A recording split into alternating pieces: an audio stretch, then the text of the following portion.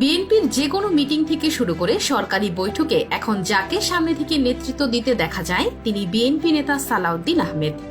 দলটির স্থায়ী কমিটির এই সদস্য এবং সাবেক প্রতিমন্ত্রীর ব্যাখ্যা বিশ্লেষণ শুনলেই বোঝা যায় প্রতিটি ক্ষেত্রে তিনি অগাধ জ্ঞানের অধিকারী।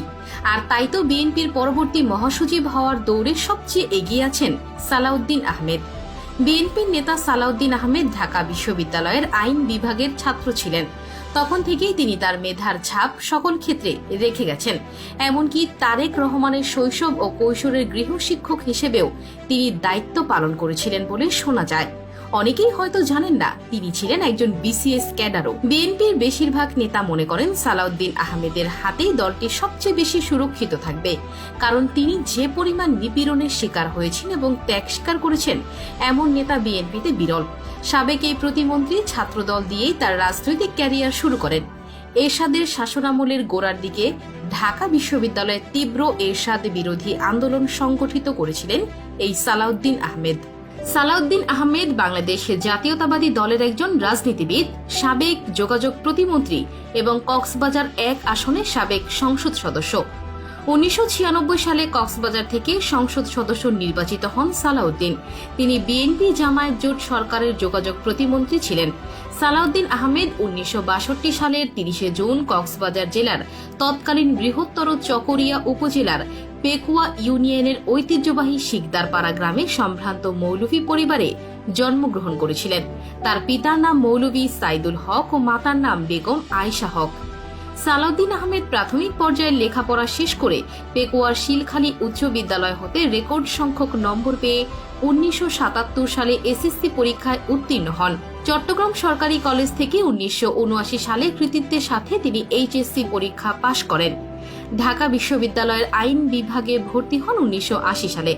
ঢাকা বিশ্ববিদ্যালয় থেকে 1984 সালে এলএলবি ও 1986 সালে এলএলএম পরীক্ষায় উত্তীর্ণ হন কৃতিত্বের সাথে।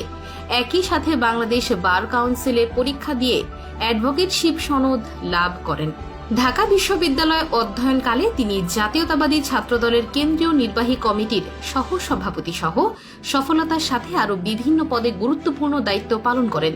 কিছুদিন জাতীয়তাবাদী ছাত্রদলের কেন্দ্রীয় কমিটির ভারপ্রাপ্ত সভাপতি হিসেবেও দায়িত্ব পালন করেছেন। ছাত্রদলের দায়িত্বে থাকাকালে সরকারের রোষানলে পড়ে গ্রেপ্তার হয়ে জেল খেটেছেন অনেকবার।